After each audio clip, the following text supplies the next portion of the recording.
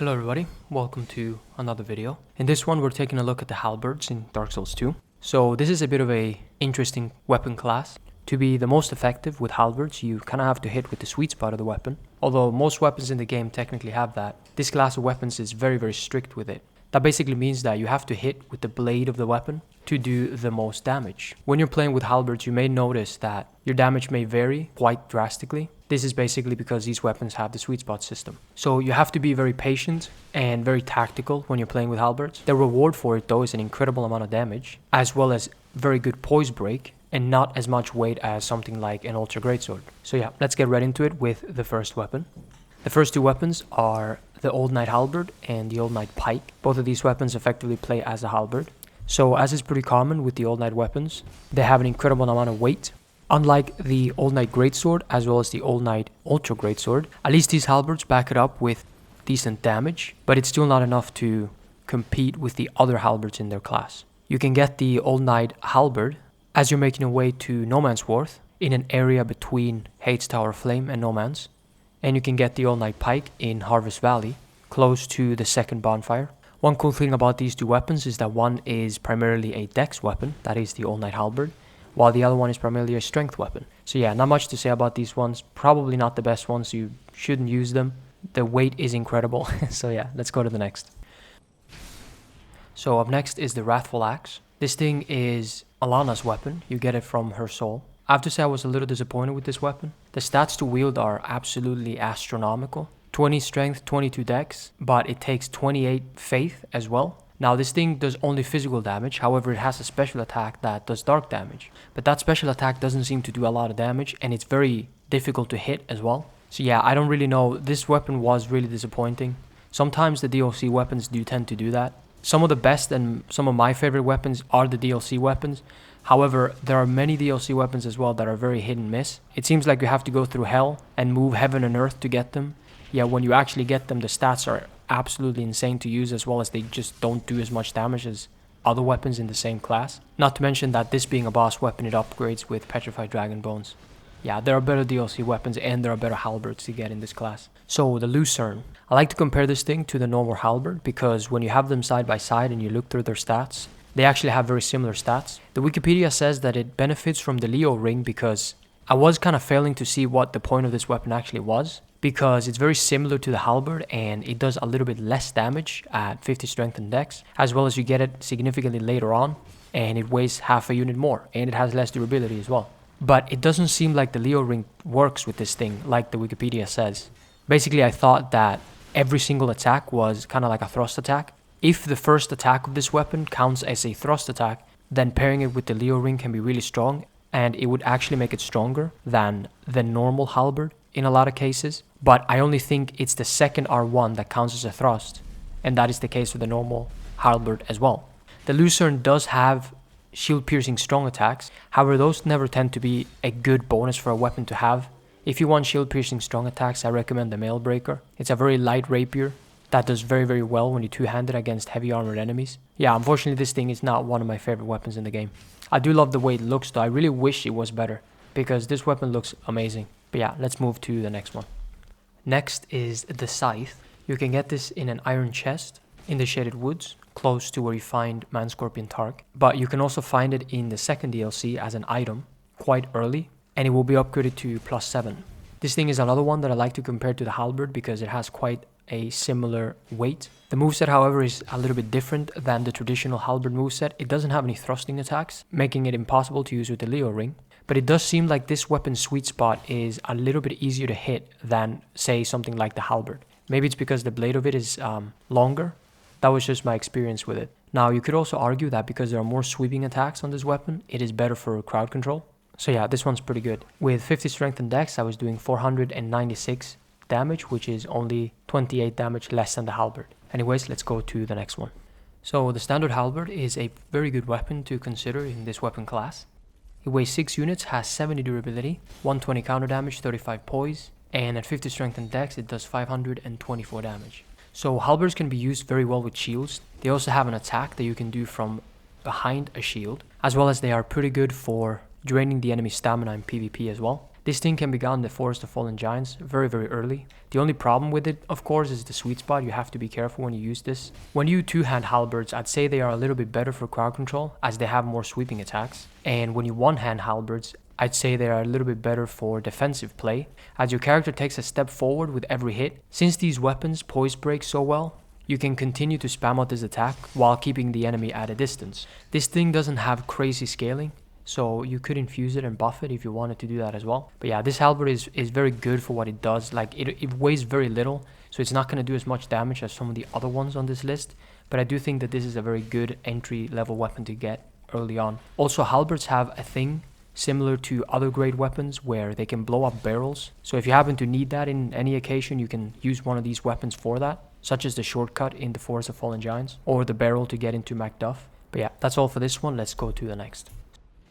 So let's talk a little bit about the Dragon Rider Halberd. This thing weighs 12 units and it does magic damage. There's another halberd quite similar to it, the Blue Knight Halberd. That one also weighs 12 units, but it does physical damage. So I would say either of these weapons are pretty comparable, depending on whether or not you want to do magic damage or physical. They both upgrade with quite a rare upgrade material. However, the Dragon Rider Halberd you can get from his soul, and at 50 strength and dex, I was doing 617 damage. Now that does include the magic damage, so it's gonna be a little bit less. This thing is pretty good. It has good reach. And yeah, if you want to use a magical halberd, you can totally use this one. The attacks and the moveset are very similar to that of the other halberds. Nothing special there. It can be buffed and infused with magic, but it doesn't have insane magic damage, I would say. So you kind of have to figure out if it's better for your build to keep it uninfused or infuse it with magic. The thing about weapons that take a little bit of stats to use is that whenever they have elemental damage as well, and they sort of expect you to split your stats into strength, dex, as well as, intelligence or faith, depending on what kind of weapon it is, it could potentially be a little bit steep. However, this thing does comparable damage to some of the other halberds, even though my build isn't necessarily focused on intelligence. So yeah, if you want to use a halberd and you have intelligence, then you can use this. If you want a physical weapon, however, you could try out the Blue Knight Halberd, which is the next weapon. You get this from Targray. You can either kill him or do something with his covenant. That is quite difficult to do, and I don't think anybody plays in that covenant anymore. So towards the end of your playthrough, you should probably just kill Targray and talk to Melintia for this, because the steps to get this halberd otherwise are just way too insane. It upgrades with Twinkling Titanite, and at 50 strength and 50 dex, I'm doing 540 damage with this weapon. I do like the way this weapon looks quite a bit. It is quite nice. But aside from that, yeah, it's just a weapon that does the damage that you would expect it to do from a weapon of its weight. You could look at it kind of like an upgrade to the normal halberd that also comes with more weight. This one could be buffed and infused as well to fit your build if you wanted to do that. But yeah, aside from that, it's quite a normal halberd. Let's go to the next. Up next, there are two kind of specialty weapons in this class that don't necessarily really play like halberds. The first of which is the Helix Halberd. You get this in Shrine of Amana, close to the second bonfire. So effectively this thing plays as a spear. You really want to use it as a spear, because when you do the strong attack with this weapon, you get a special attack. The weapon essentially shoots out its blade that's hidden in the inside of it, and if you manage to hit with the blade as well as with the weapon, you do extra damage. When you two-handed, you also get that attack, which is essentially the strongest attack that you can get, and it can be paired with the Leo Ring. Now, this thing does 415 damage, so not as much as some of the other halberds, but if you pair both of those attacks together, you can do some 6-8 damage to, for example, bosses, and it can be a good weapon to use with a shield as well, since you can do that attack with only one hand. It upgrades with Twinkling Titanite, so yeah, this thing is kind of like just used for that. It's kind of like using a spear with an attack that potentially hits harder. I do find it a little bit difficult to hit this attack because it's very important that you hit with both the weapon as well as the blade that comes out of it. It's a little bit finicky that way, but it does have the potential to do insane damage. Alright, so the other specialty weapon is Santier's Spear. This weapon, when you first find it, comes with 500 durability, and you want to break it completely. After you break it, that's when you actually get Santier's Spear. And this thing goes absolutely crazy. So it weighs 12 units and has 35 poise break, which is very good on this weapon. I'll explain why. 120 counter damage, and the damage of it isn't too high, but it attacks differently and much quicker than the other halberds. Now this thing has no scaling, so I have mine infused with raw, and once you break it, it gets infinite durability. So Santier's Spear takes movesets from curved swords, twin blades, spears, and halberds. And a great thing about this is that it has that 35 poise break, which means that when you are hitting extremely quickly with this weapon, you're also poise breaking the enemies extremely quickly.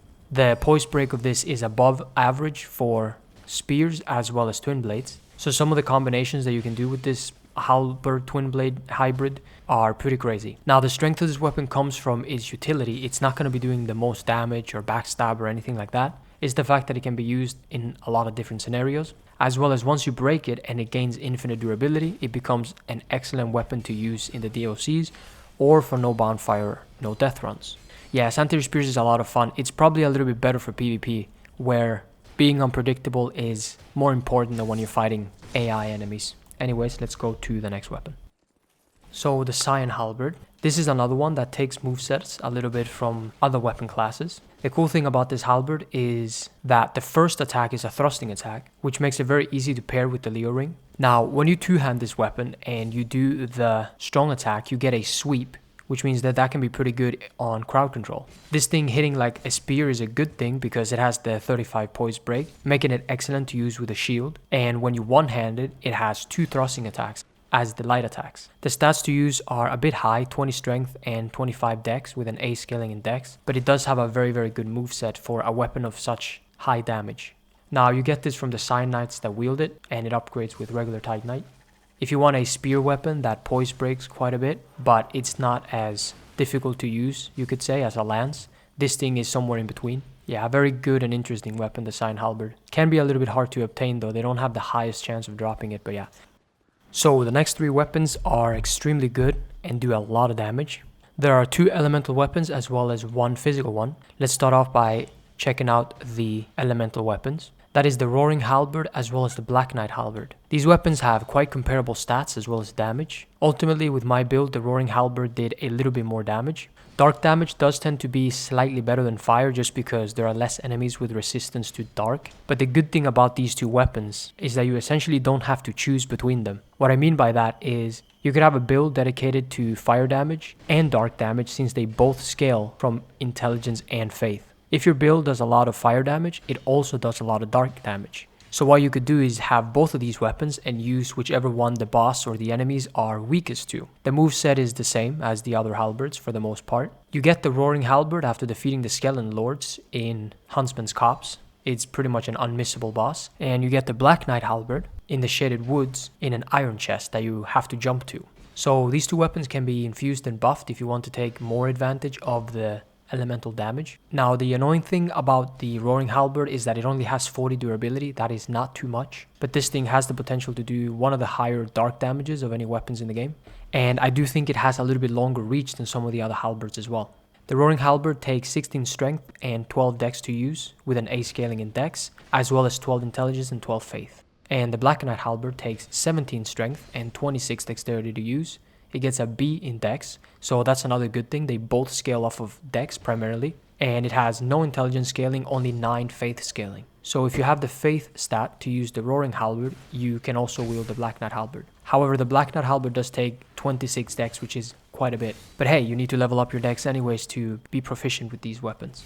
So yeah, these 2 weapons are great. I think if you like halberds, using them in combination is good because effectively there won't be an area that you can't do. Let's say you get to the Iron Keep, well, in that case you just use the Roaring Halberd. If you're fighting Nashandra, well, in that case you just use the Black Knight Halberd. It's pretty cool, the versatility between these 2 weapons. Although you may see power stance gameplay of the halberds, I do not recommend actually power stancing halberds. They're not a good weapon for that. I just did it for a bit of fun. Anyways, let's go to the last weapon on the list. So, the Mastodon Halberd. You get this from the Mastodon enemies that wield it. It weighs quite a bit at 19 units, has 70 durability, 45 poise break, which is the highest, 120 counter damage, and at 50 strength and dex, I am doing 607 damage with this thing. This is a strength weapon. It takes 26 strength and 15 dex to use, and it gets an A scaling in strength.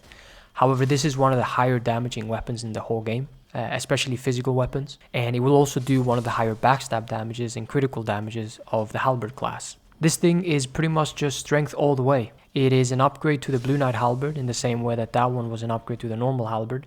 More weight, more damage. However, it can be pretty good in the DLCs with the poise break, as well as it's really good to backstab the enemies in the DLC. If you want, you could infuse it and buff it, although generally when weapons have good scaling, you don't want to do that, the moveset is pretty much the same from the other halberds. Anyways, that was all for this video. Thank you for watching. Hopefully you enjoyed it, and I'll see you next time. Goodbye.